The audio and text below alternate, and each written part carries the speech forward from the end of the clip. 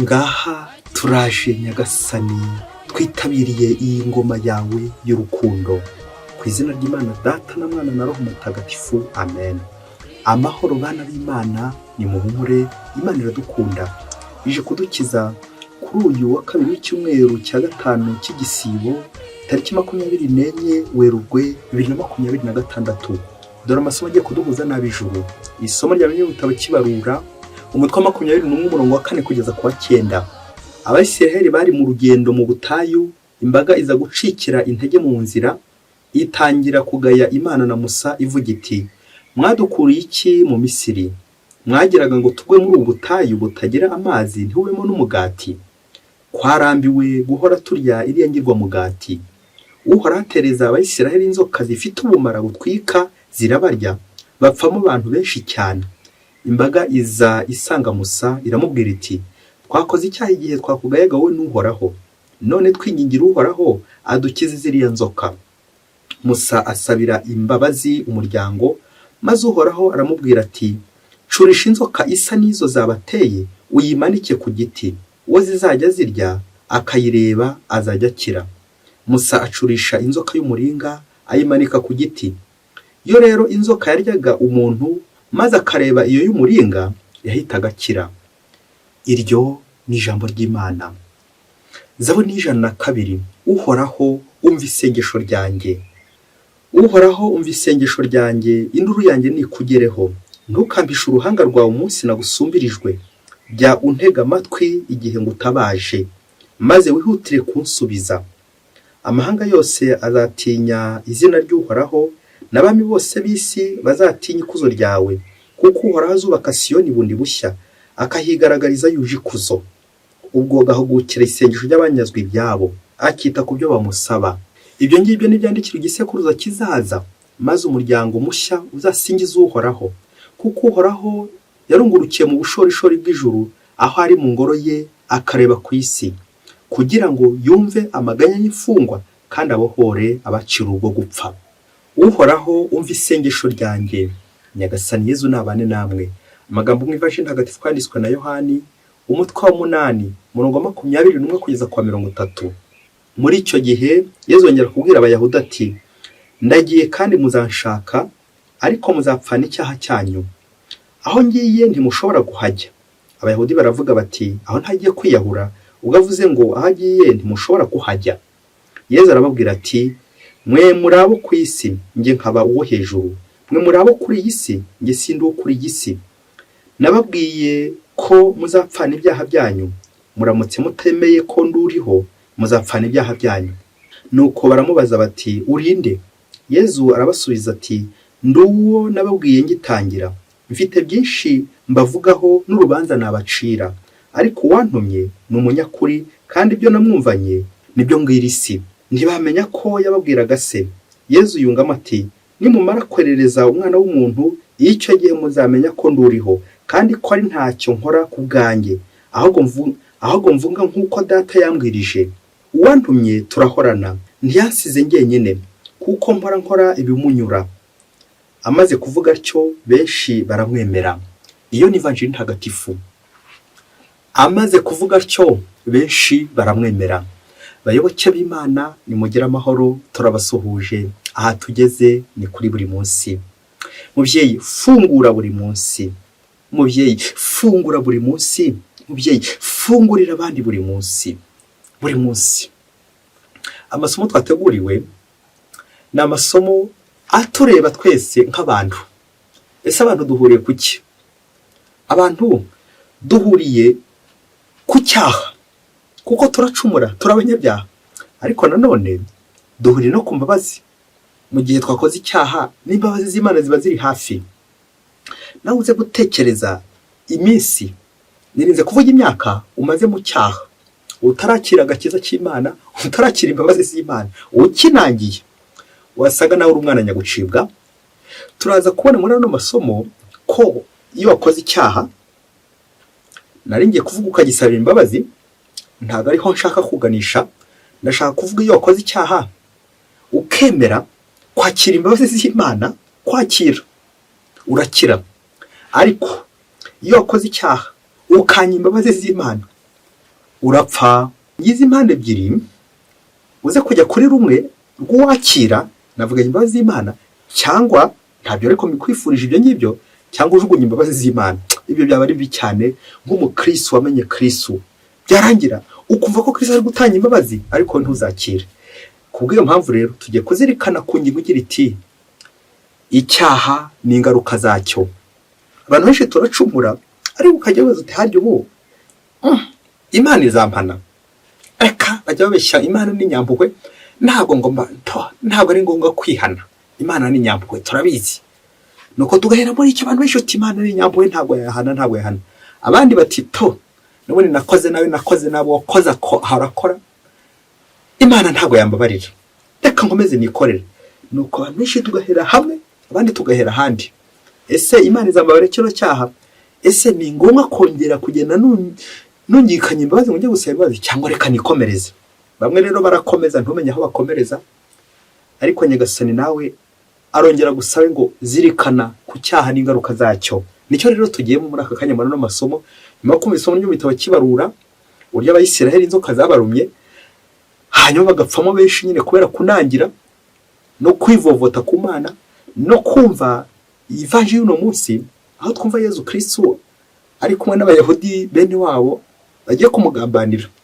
Bari kumugambanira nako bamushinja, ariko akaza kubabwira ati nyamara muzapfana icyaha cyanyu nimuticuza. Nawe nanjye nitwe Nyagasani ari kuburira uno munsi mu kuzirikana ku cyaha ndetse n'ingaruka zacyo. Tujya kuzirikana ibintu bitatu, ko tugenda tuvuga kimwe kiraza kuduha kugera ku kindi. Inyigo ya mbere, icyaha.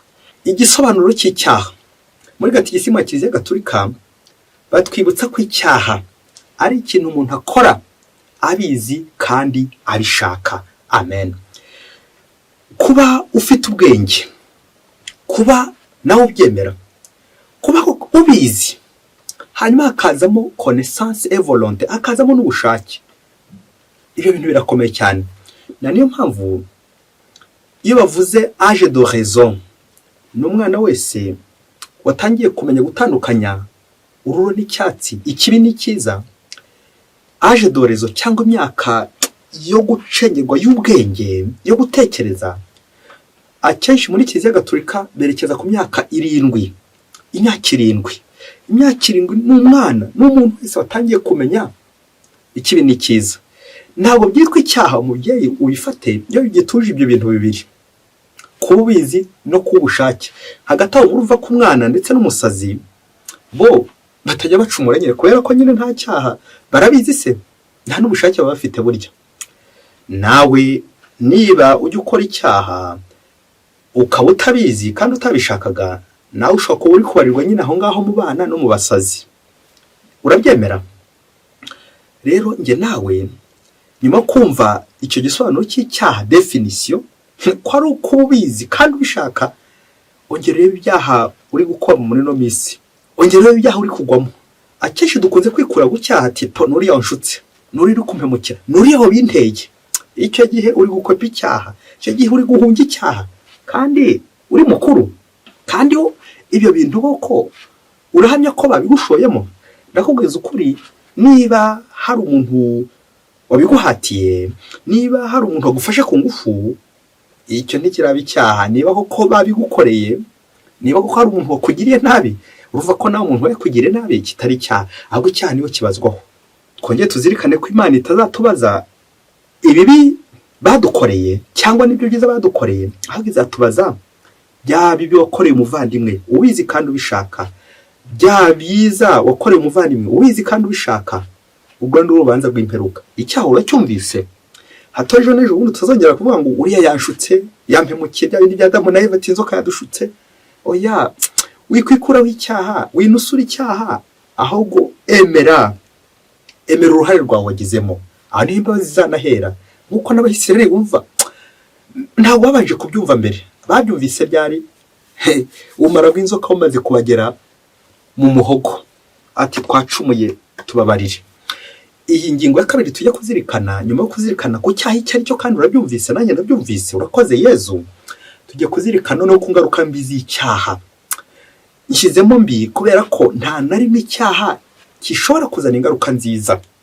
nta na rimwe ikibi gishobora kuzana ingaruka nziza, kuko icyaha akenshi turagikora turi kwishimisha, wenda tukagira ngo bizagenda neza, bizakomeza bigende neza n'ibyo byishimo by'inyuma, ariko nyuma birasharira. Ngize rero ingaruka 3 z'icyaha nk'uko Gatisi mu Kiliziya Gatolika duhema kuzitwibutsa. Icyaha kigira ingaruka ahantu 3. Mbere na mbere ku Mana. Imana duhemukira, Imana itugira neza ariko twega tukayihemukira, twikivovota mu butayu, tukayibamba ku musa, tukamanika Imana, tugakora nabi. Ingaruka mbi zo guhemukira Imana, guhemukira Yesu Kristo. Ingaruka ya kabiri ni guhemukira abavandimwe, societe, abo tubana, communauté, abagenzi bacu. Uko iyo twakoze nabi, bagenzi bacu barahababarira, bagenzi bacu bagira ikibazo, bagenzi bacu byose bibazaho bakakira izo ngaruka mbi. Ababyeyi bakakira ingaruka mbi z'abana b'ibirara, abana bakakira ingaruka mbi z'ababyeyi b'abasinzi, b'abasambanyi, bataye urugo, baciye mu rugo kabiri. Abana uzi ko izo ngaruka zibageraho, ndetse na societe yose nawo umuryango wose, kudurumbanya umuryango. Ingaruka ya gatatu noneho irakomeye mubyeyi.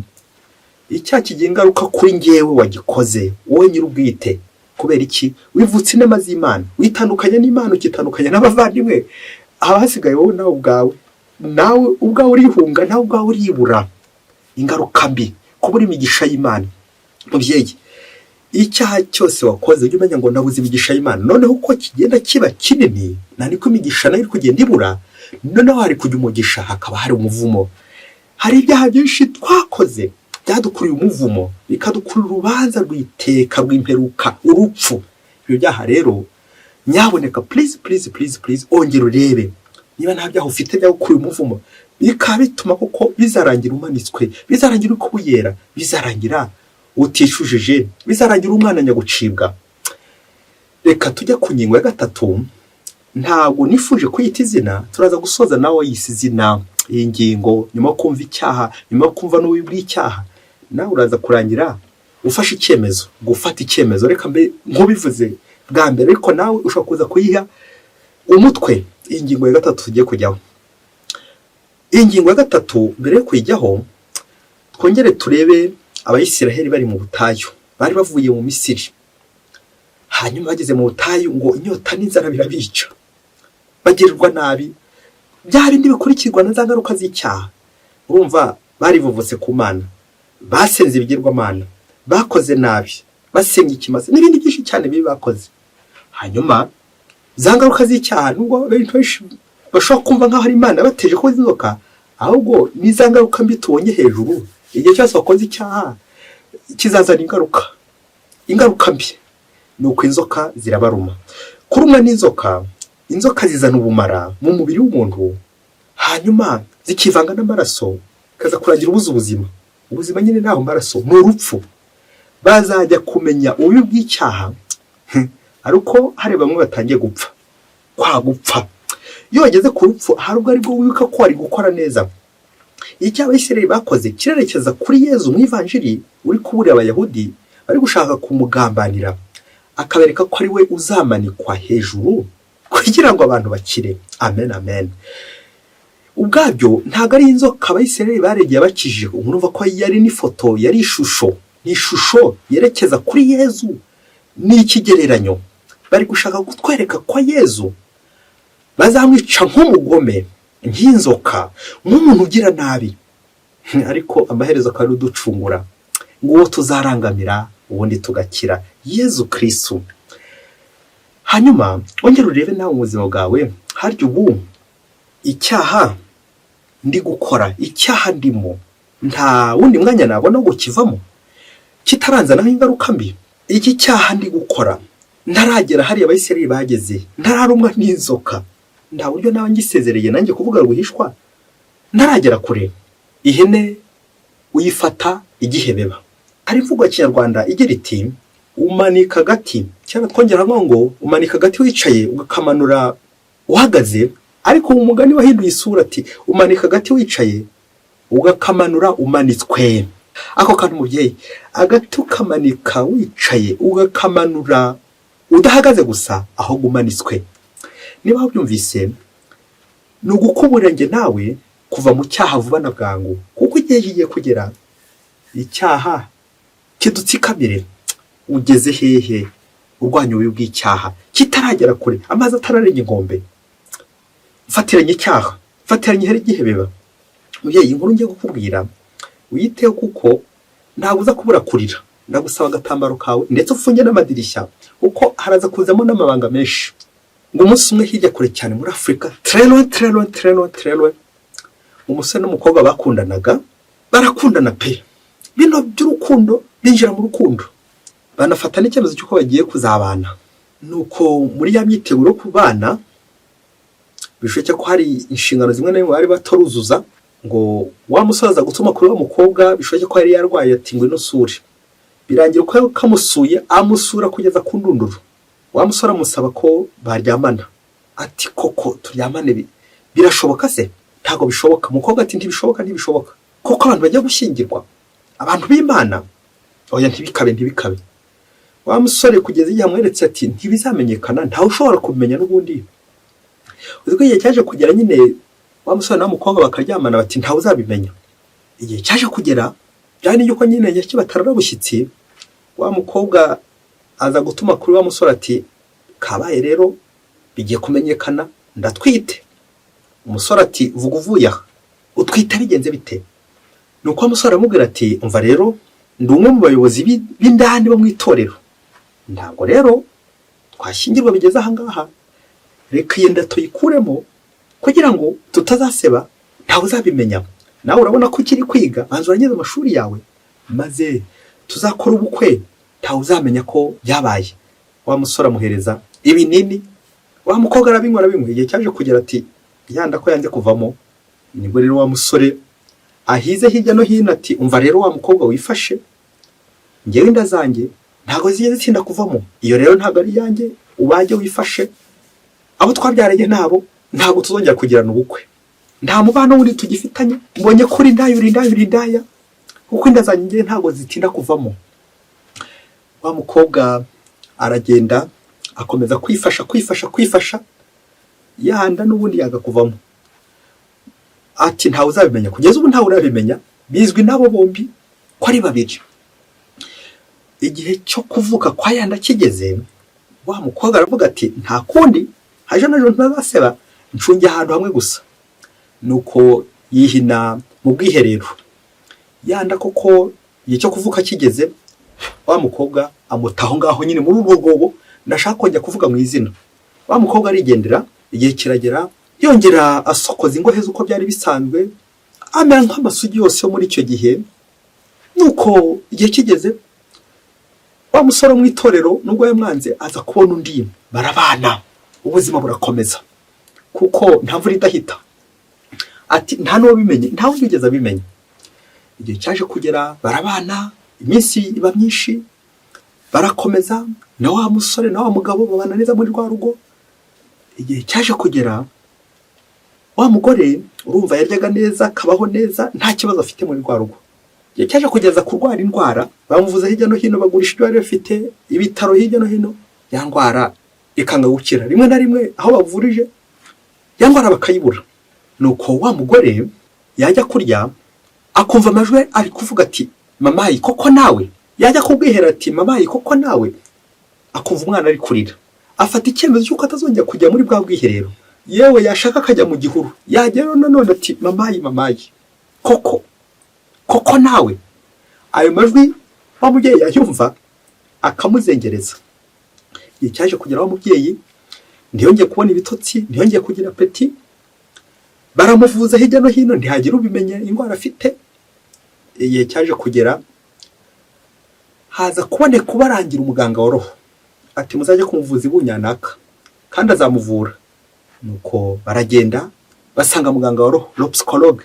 Bageze imbere ya psychologue, wa mubyeyi atangira kumubwira ubuzima bwose yanyuzemo, uburyo yakundanye n'umusore byose arabimubwira, n'uburyo uwo musore yari uw'indani mu itorero. Biza kugera igihe nyine ubukwe bubisi buraba, hanyuma wa musore yanga kumutwara. Nuko wa mwana abonye wa mukobwa agiye guseba, wa mwana amukubita muri bwa bwiherero arigendera. amutekereza uburyo bwose iyo byose abitekereje uburyo amajwi y'uwo mwana agenda amukubita ati mama koko nawe. Nyuma yo kuganira na muganga, nuko muganga aramubwira ati reka nanjye guhe ku buzima bwanjye, ngo amateka y'ubuzima bwanjye. Muganga aratangira aramubwira uburyo bwose nyuma y'igihe kirekire nawe ataza ababyeyi be ngo se na nyina ntabazi. Amubwira uburyo bwose yatoraguwe n'umubyeyi ngo wari ugiye mu bwiherero akuva umwana ari kurira, uburyo baje kumuha amateka, uburyo baje kumukura muri ubu bwiherero bakamwoza akarerwa muri rwa rugo. Igihe cyaje kugera arakura, bamwitaho, bamurihira n'amashuri, biza kugera igihe nyine yiga abadogiteri, ubu ari kuvura. Wa mubyeyi byumvise ako kanya ahita afatwa n'ikiniga, arahamuka ati ntibishoboka, sinshaka kukubwira uburyo ibisa bisabirana n'uburyo yaje kuvumbura ko ari umuhungu we, umwana na nyina baramenyana. Sinshaka no kukubwira uburyo baje gukomeza baganira n'uburyo baje kwiyunga. Nuko umubyeyi agakira, ndetse naho umwana agakira nubwo yari muganga, ariko yari afite igikomere kiremereye cyane cyo kuba atazi n'ababyeyi be. Hasigara ikibazo kigira kicya, harya papa ubu nzamumenya nde? Wa mubyeyi ngo yavuye aho ngaho amaze gukira, amaze kwiyunga naho umwana we yari yarahemukiye, yarataye aho ngaho mu rwobo. Bamaze kumenyana nyine birarangiye, noneho ajya gushakisha se wa mwana kugira ngo nawe amuzane basabe wa mwana imbabazi bari kumwe nubwo yazihawe. Wa mubyeyi ariruka ajya gushakisha wa musore, ngo asanga wa musore umva icyamubayeho, ngo yarakomeje bya bindi yarabikomeje, ngo byaje kugenda afata umwana ku ngufu, noneho baramufunga kugeza igihe batamenye n'ahantu bamufungiye. Yaramuyereye ntawigeze amenye n'ahantu bamufungiye. Naho nyine inkuru irangirira ko wa mubyeyi we yababariwe, ariko wa musore we arakomeza kugeza ku ndunduro, kugeza nubwo nyine batamenye n'irengero rye. Bayoboke b'Imana, Yezu Kristo akuzwe. Ngiki cyaha ngize ingaruka z'icyaha. Ushatse ingingo ya 3 wayiha umutwe, nge nayiha umutwe witwa ngo imbabazi. Ni imbabazi ku ruhande rumwe, ariko ni n'igihano ku rundi ruhande. Umuntu wese wemeye kwicuza akakira imbabazi z'Imana, kuko nta cyanya gasana atababarira, uwo muntu amererwa neza, arihana, ya mateka yose akasubiramo mabi asharira.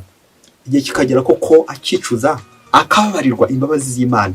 Hanyuma iyo wanze kwihana, bya bindi Yezu yatubwiye mu Ivanjiri, uwo mwana ajya gucibwa, ndagiye muzanshaka ariko muzapfana icyaha cyanyu.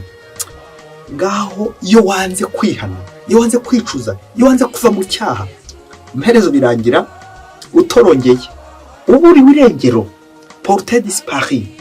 Kubera iki? Wanze kwakira imbabazi z'Imana.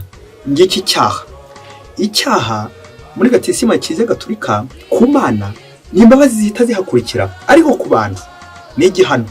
Nawe mubyeyi wongera urebe niba nta byaha ufite bitababariwe, péché non pardonné, bya gukuriye umuvumo, bya byakwangisha Imana byose. Nawe wongera urebe niba ntaho waba ukiri mu bujiji, waranze kwakira imbabazi z'Imana. Wongera ugaruke mu mwanya w'Imana, nta cyanya gasana atababarira. Ni nabyo Mutagatifu Agustin yavuga ati errare humanum est sed perseverare diabolicum. Se tromper est humain, mais persévérer dans l'erreur est diabolique. Ngo nta muntu mutakwibeshya, nta muntu utacumura, ariko ikibabaje ni ukuzikama mu cyaha, ni ukwanga kwihana, ni ugukomeza unangiye. Nawe nanjye Nyagasani yifuza ko twafungura umutima tukakira imbabazi ze, ubundi tugakira, tukabaho neza uko ashaka, kuko cyamuzanye no kuducungura, kutubohora. Mwese Imana ibahe umugisha. Imana Data na Mwana na Roho Mutagatifu. Amen. Padiri Musumbuko Ladislas wa Diocese ya Cyangugu.